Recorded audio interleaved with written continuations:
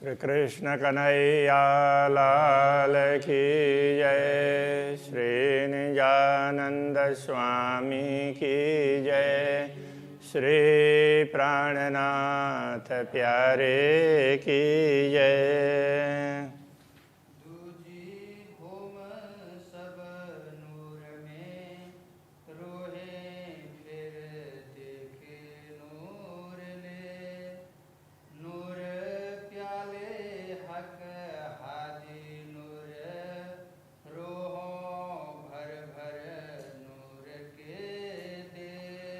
रूहों भर भर नूर के दे। श्री कृष्ण कन्हैया लाल की जय।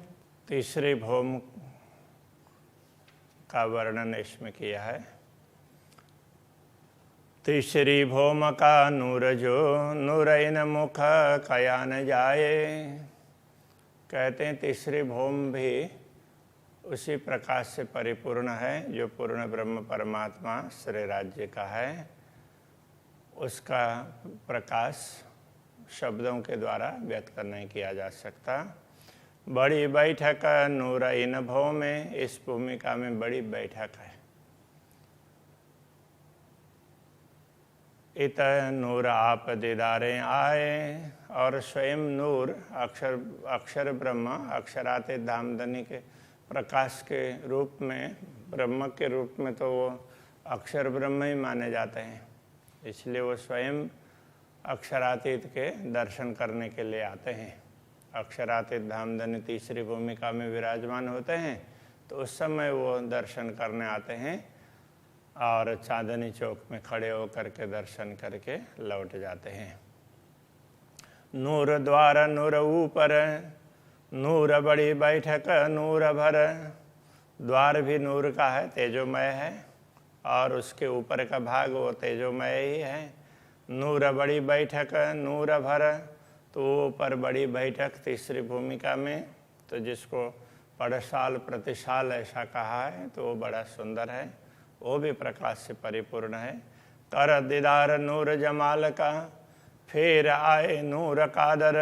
अब वहाँ से दर्शन करके, नूर जमाल के दर्शन करके फिर नूर अक्षर ब्रह्म, तो वहाँ से लौट जाते हैं। तो कादर बोलते हैं समर्थ। तो अक्षर ब्रह्म भी समर्थ हैं। अक्षरातीत तो पूर्ण ब्रह्म है ही, किंतु अक्षर ब्रह्म भी समर्थ हैं। उसके हिसाब से ये कह रहे हैं कि ये संसार के हिसाब से तो परमधाम का एक कण भी बहुत समर्थ है। एक पक्षी, छोटा सा पक्षी, उसमें भी बहुत बड़ा सामर्थ्य है, जो संसार में बड़े बड़ों के पास में नहीं है। उतना सामर्थ्य छोटे में ही है। तो संसार की दृष्टि से सबसे सामर्थ्य, जिनमें सबसे ज़्यादा सामर्थ्य, वो अक्षर ब्रह्म दिखाई देते हैं। क्योंकि अक्षरातीत के विषय में बहुत कम लोगों को ख्याल होता है, तो उनको ही समर्थ मान देते हैं। ए बैठक कही जो नूर की सो नूर, ये जो बैठक कही नूर की सो नूर नूर गिरदबाए। ये बैठक जो नूर की कह रहे हैं, तो उसमें चारों तरफ नूर ही नूर है, प्रकाश ही प्रकाश है। और ये बैठक का स्थान प्रतिशाल है, वो भी प्रकाशपूर्ण ही है। बीच चौक गली सब नूर की, रहे नूर मंदिर नूर भराए। तो बीच में चौकी है, गली है। तो इसमें ये पूरे तीसरी भूमिका की बात कर रहे हैं। तो ये चौकी भी, ये आगे उसके दोनों तरफ में फिर गलियां भी होती है, दोनों मंदिरों के हार के बीच में। तो ये सारा, और वो उसमें ये ऊपर का द्वार का भाग है, दूसरी जगह सब जगह वो मंदिर हैं, तो उसके द्वार हैं, सब प्रकाश से परिपूर्ण है। मुख नूर चौक भर पूरना, नूर दस मंदिर पड़शाल। मुख नूर, मुख के नूर से चौक भर पूरन है। ये चौक है पूरा भरा हुआ है। तो ये कौन सा? तो नूर 10 मंदिर पड़साल है। ये 10 मंदिर का पड़साल है। तो पूरा 10 मंदिर का पड़साल से आगे चबूतरा, फिर आगे उसमें छज्जा है, झरोखा है, पीछे चबूतरा है, सारे के सारे वो अक्षराते दामदनी के मुखारविंद के प्रकाश से प्रकाशित हैं। इन भौम नूर रूहें देखई, तो ब्रह्मात्मा इस दिव्य भूमिका का दर्शन करती है तो नूर बदले, नूर हाल, तो उनकी स्थिति भी बदल जाती है। तो उस दिव्य प्रकाश को, तेज को देख करके उनकी स्थिति भी बदल जाती है। उनको लगता है कि वो ये दिव्य परम धाम तो कैसा तेजोमय है, चिन्मय परम धाम है, ऐसा लगेगा। नूर अंदर पड़शाल के, नूर द्वार मंदिर दोए दोए, तो ये पड़शाल के अंदर देखते हैं तो नूर द्वार मंदिर दोए दोए, एक एक मंदिर में 2-2 द्वार। तो ये मुख्य द्वार के ऊपर जो 6000 मंदिर का स्थान है, तो उसमें 10 मंदिर में से तो 4 मंदिर का स्थान है, तो वो पड़शाल, और उससे दोनों तरफ के 3-3 मंदिर हैं, तो उनमें फिर वो आगे की ओर, पूर्व की ओर 2-2 द्वार हैं। तो उनके लिए कहते हैं नूर सीढ़ियाँ आगो इन माही, इनके आगे मतलब इनमें तो ये मंदिर के द्वार के, पश्चिम के द्वार के आगे सीढ़ियाँ भी हैं। 2 तरफ मेहराब नूर सोए, और दोनों तरफ पूर्व की ओर भी और पश्चिम की ओर भी मेहराब है। नूर मेहराब आगू सीढ़ी नहीं, आगे के जो पूर्व की ओर मेहराब हैं उनके आगे सीढ़ियाँ नहीं है। आगू बढ़ती नूर पड़शाला, क्योंकि आगे तो एक ही समान समतल है, इसलिए वहाँ सीढ़ी की तो आवश्यकता ही नहीं होती। वो सारा मिला करके एक चौक, वो पूरा बड़ा प्रतिशाल उस तरह से होता है। नूर मेहराब इन ऊपर, नूर पड़शाले माए चाल, तो ये वहाँ पर तोरण है, और इसमें से वहाँ बाहर अंदर आने जाने का उसी प्रकार से बना रहता है। तो उसी से चाल इनकी बनी रहती है, आना जाना। और नूर मंदिर 6 द्वार ने, नूर 2 तरफों के, तो दोनों तरफ के मंदिर के गिनेंगे तो 3-3 मंदिर के 2-2 द्वार, पूर्व की दिशा में तो 6 द्वार दिखाई देंगे। ये 10 भौम नूर मंदिर, नूर पड़शाल बराबर है। 10 भूमिका में तो ये पड़शाल की शोभा इसी प्रकार की है, प्रतिशाल की। नूर द्वार 2 और बराबर, नूर द्वार सीढ़ी 2 तरफ, तो ये इसमें तो ये पूरा प्रतिशाल बोलते हैं, तो पूरा सब मिला करके चबूतरा, दहलान और आगे का चौक और फिर छज्जा, झरोखा, तो ये सारे चौक तो क्या छज्जा और झरोखा है, सारे मिला करके वो प्रतिशाल होता है। तो उसमें जो पश्चिम की ओर देखेंगे तो वो चबूतरा से नीचे उतरने की सीढ़ी होती है। तो इसी प्रकार से ये 3-3 मंदिर हैं वो प्रतिशाल के दोनों तरफ के।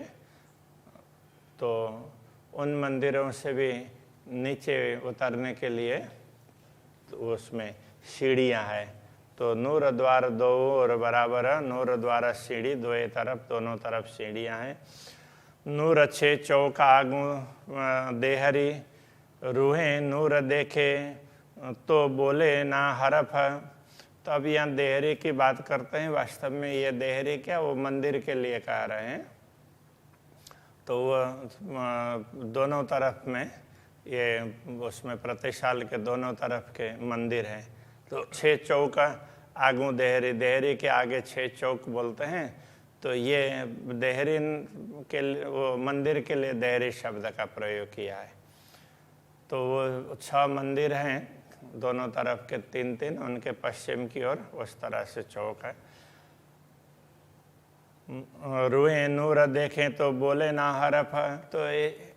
तो वहाँ के प्रकाश को देखते हैं तो ब्रह्मात्माओं को ये इतना सुंदर है, वो बोलने के लिए वो शब्द भी नहीं निकल पाते हैं। ये 6 नूर द्वार दाएं बाएं, अब पूर्व के जो 6 द्वार हैं दाएं बाएं के, नूर दो दो तरफ हो, 3 दोनों तरफ, तो 3 इस दोनों तरफ के 3 मंदिर हैं, उनके 2 द्वार ऐसे करके 6 द्वार हैं। ए रूहें देखे नूर विवेक, जो देवे हुक्म नूर यकीन। तो ब्रह्मा आत्माएं तो ये सब देखती है, तो वो अक्षरातीत धामधनी के आदेश से उनको विश्वास होता है। ब्रह्मात्माओं को तो विश्वास होता ही है, क्योंकि अक्षरातीत धामधनी का आदेश सारा खेल भी दिखाता है, तो भुला भी देता है और फिर थोड़ा सा याद दिला करके विश्वास भी दिलाता है। तो वो अक्षरातीत धामधनी का आदेश है, यही ब्रह्मा आत्माओं की विचित्र स्थिति बना देता है। तो ये कहना चाह रहे हैं, ए बड़ी बैठक नूर पड़शालें, नूर भौमा आरोगे बेर दोए। तो ये बड़ी बैठक है, ये बड़ा ही तेजोमय प्रतिशाल है। नूर भौमा आरोगे बेर दोए, तो इसी भूमिका में यहीं 2 बार अक्षरातीत धामधनी आरोगते हैं, भोजन लीला करते हैं।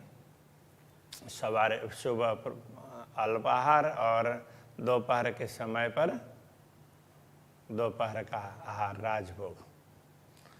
पूरा नूर होए रूहें अरस की, ए नूर बेवरा देखे सोए।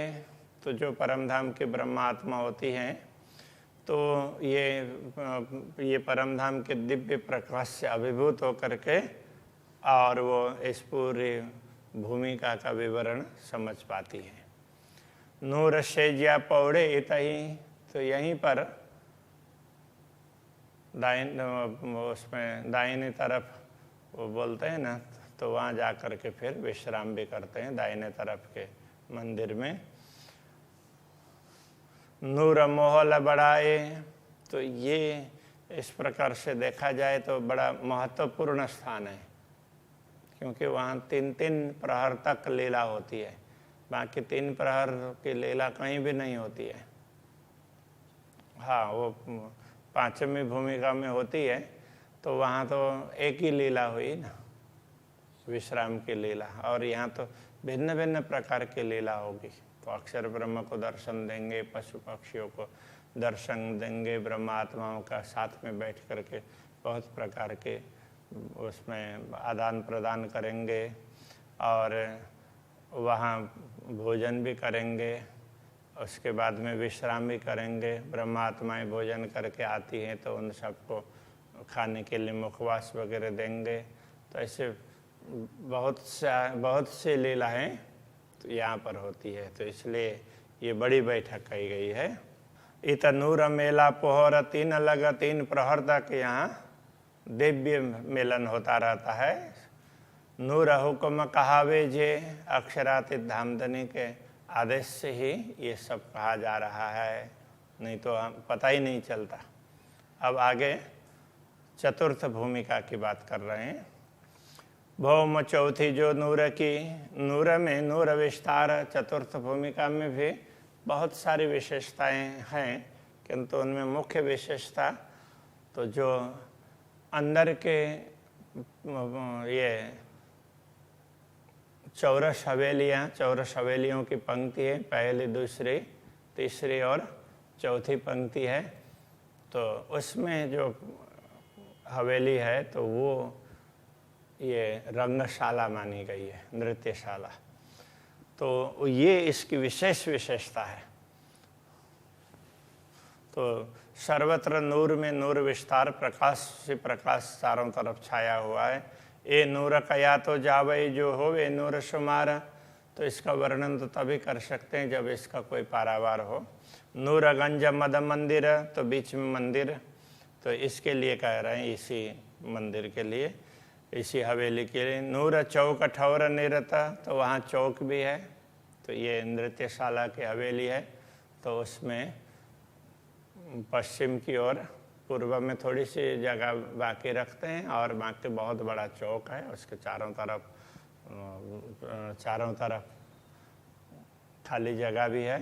तो चबूतरे के उसमें तो बहुत बड़ा चबूतरा है, वहाँ अक्षराते धामधनी विराजमान होते हैं। तो उनके सामने ही नवरंगबाई और उनकी टीम तो वो नृत्य लीला प्रस्तुत करती है। और ब्रह्मात्माएँ विशेष करके पूर्व दिशा की ओर, बाकी जिधर उनको रहना चाहें, खड़े होना चाहें, खड़े होकर के इन सब दृश्यों को देखती रहती है। नूर रात नूर वर्षत, रूहें देखे नूर की सूरत। तो ये रात के समय पर नृत्य लीला होती है, तो उस समय तो वहाँ तो मानो ये प्रकाश की वर्षा होती हो, तो उसका तेज की वर्षा होती हो, तो इस प्रकार से दिखता है। और ब्रह्मात्माएँ तो उन सारे दृश्य को बड़े प्रेम से चाव से देखती है। नूर तखत नूर चौक में बैठे नूर में जुगल किशोर। तो चबूतरे के ऊपर सिंहासन है और सिंहासन भी बड़ा तेजोमय है, उसमें युगल स्वरूप श्री राज और श्यामा जी विराजमान होते हैं। नूर स्वरूप निरत नवरंग, बीच नूर बैठे भरा जोर। नूर स्वरूप तो ये नवरंगबाई और उनकी टीम है, उनका स्वरूप है वो भी दिव्य है और तेजोमय स्वरूप है। और वो फिर वहाँ बैठ करके नृत्य करते हैं। तो और फिर चारों तरफ बीच नूर बैठे भरा जोरा। तो ब्रह्मात्माएँ फिर चारों तरफ बैठी हुई होती है। तो वहाँ पर श्री राज श्यामा जी बैठे हुए हैं सिंहासन में, नवरंगबाई और उनकी टीम तो वो चबूतरे के ऊपर से नृत्य लीला प्रस्तुत करती है। नूर खेलत नूर देखत और नूर नूर बरसत, रूहें आइयाँ जोइत नूर से सो नूर नूर को दर्शत। तो ये सारा प्रकाशमय है, चिन्मय स्वरूप ही है। ब्रह्मात्माएँ भी वहाँ के स्तंभ दीवाल वगैरह जो भी है सारे के सारा दृश्य इसी प्रकार का है। तो सर्वत्र वो प्रकाश ही प्रकाश दिखाई देता है। तो ब्रह्मात्माएँ वहाँ आती है तो ब्रह्मात्माओं का प्रकाश उससे बढ़ कर के है। तो ब्रह्मात्माओं से बढ़कर श्यामा जी का और श्यामा जी के से बढ़कर राज्य का। तो इस प्रकार जिधर देखो उधर चिन्मय स्वरूप ही दिखाई देते हैं। नूर मंदिर द्वार नूर, नूर जिमी चौक थम्ब दीवाल। मंदिर द्वार वो सारे, और अब यहाँ चौक स्तंभ दीवाल तो सारे के सारे वो पूरा उसमें प्रकाश ही प्रकाश से परिपूर्ण है, सब चिन्मय स्वरूप में है। नूर भरपूर नूर में सब नूर की हाल चाल। तो इस प्रकार देखते हैं तो चारों तरफ नूर का ही हाल चाल, हलन चलन वगैरह जो भी है ना वो नूर का ही दिखता है। तो वहाँ वो तेज पुंज ही तेज ही उसमें नृत्य कर रहा हो, देखने वाले भी ऐसे ही, बजने वाले भी ऐसे, ऐसा ही दिखता है। तो इस प्रकार से सब चिन्मय स्वरूप का वर्णन कर रहे हैं। नूर नूर को देखई नूर की नूर सुनत। तो इसमें ऐसा लगता है कि नूर ही नूर को देख रहे हैं, नूर ही नूर को सुन रहे हैं। अब यहाँ दृश्य देखने का है नृत्य लीला में, और गा रहे हैं तो सुनने का भी है। तो लगता है कि वो प्रकाश का पुंज ही प्रकाश को के पुंज को देख रहा है और वही सुन भी रहा है। नूर नाचत नूर बाजत, जो नाचने वाले हैं वो प्रकाश से नाच रहा है और वाद्य यंत्र बज रहे हैं तो वो नूर ही बज रहे हैं। नूर कहालों को गिनत। तो इस प्रकार देखा जाए तो चिन्मय स्वरूप को किस रूप में कैसे देखें, सर्वत्र चिन्मय ही दिखता है, प्रकाश ही प्रकाश दिखता है। नूर बाजे नूर बजा वही, बजने वाले बाजे वो भी चिन्मय हैं और बजाने वाली ब्रह्मात्माएँ वो भी चिन्मय स्वरूप में है। नूर गावे नूर स्वरूप, गाने वालों का स्वरूप भी चिन्मय है। और जो गा रहे हैं तो उनकी उसमें से जो वाणी निकलती है वो भी चिन्मय स्वरूप ही है। नूर देखें फेर फेर नूर को, नूर नाचत नूर अनूप। तो देखने वाले नृत्य करने वाले सारे के सारे वो चिन्मय स्वरूप हैं। तो जिधर देखो उधर चिन्मय शोभा दिखाई देती है। तो ये बड़ा अनुपम दृश्य है। ऊपर तले बीच नूर में जानो भरिया सागर नूर। तो ऊपर तले जहाँ कहीं भी देखते हैं तो वहाँ सर्वत्र वो नूर प्रकाश ही प्रकाश भर रहा है। तो वो दृश्य ऊपर दिखाई देता है छत में, तो उसका भी, और चारों तरफ दीवालों में दिखाई देती है। वैसे तो दीवाल पीछे 3 तरफ दीवाल है उस हवेली में, किंतु आगे के तरफ उसमें दीवाल नहीं है, किंतु आगे की हवेली के बाहर के साइड का दीवाल तो है ही। इस प्रकार से चारों तरफ दीवाल ही दीवाल दिखाई देते हैं। तो दीवाल में भी, स्तंभ में भी, इसलिए वो कहा है ना, तो स्तंभ दीवाल वो सारे सब जगह नृत्य ही हो रहा हो ऐसा दिखाई देता है। उसी बात को यहाँ इस चौपाई के माध्यम से कह रहे हैं। तो इसलिए ऊपर नीचे सर्वत्र नूर का सागर ही भर गया हो ऐसा लगता है। 10 दिश देखे नूर नजरों, जानो तीखे आवे नूर के पूर।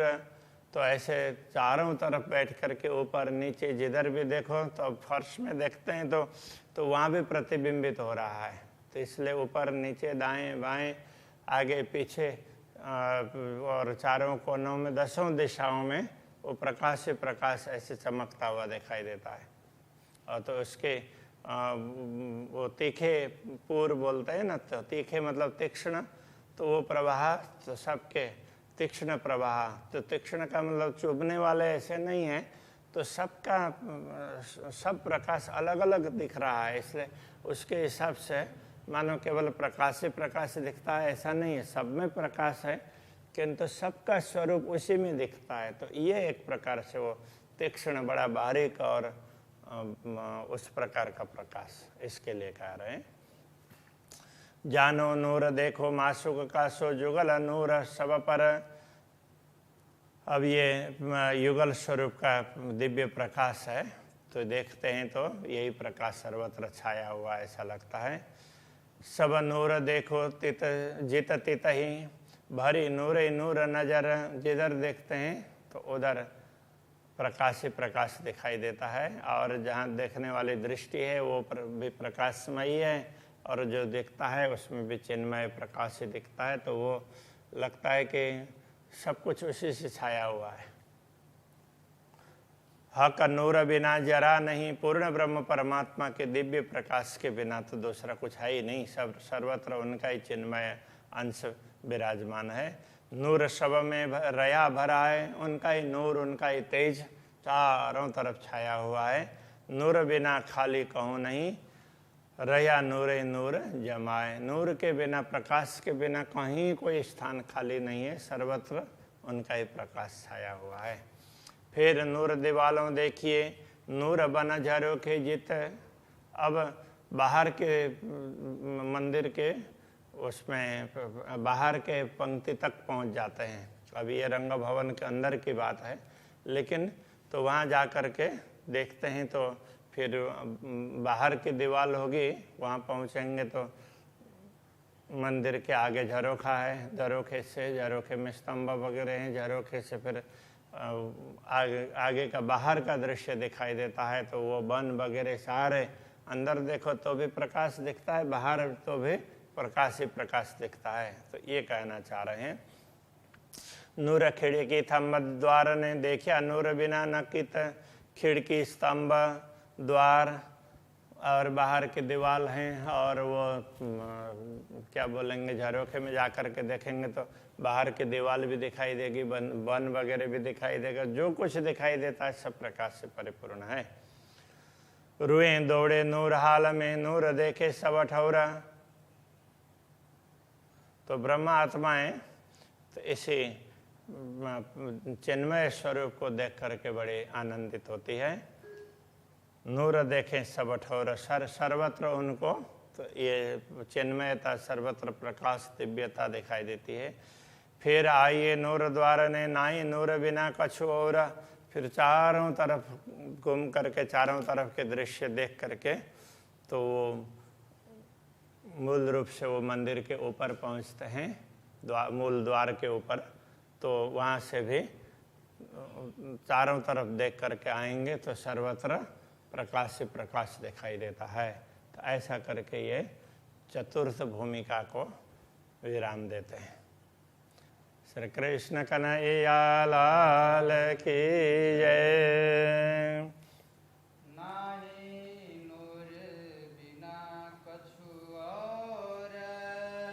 नहीं नूर बिना कछु और।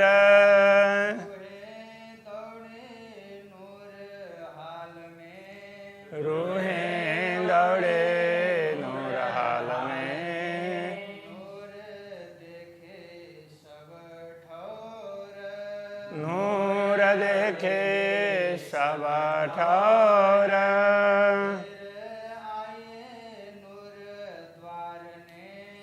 फिर आइए नूर द्वार ने।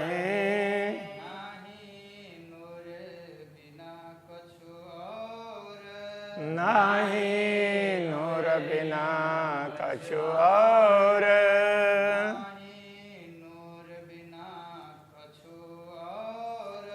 नहीं नूर बिना कछु और।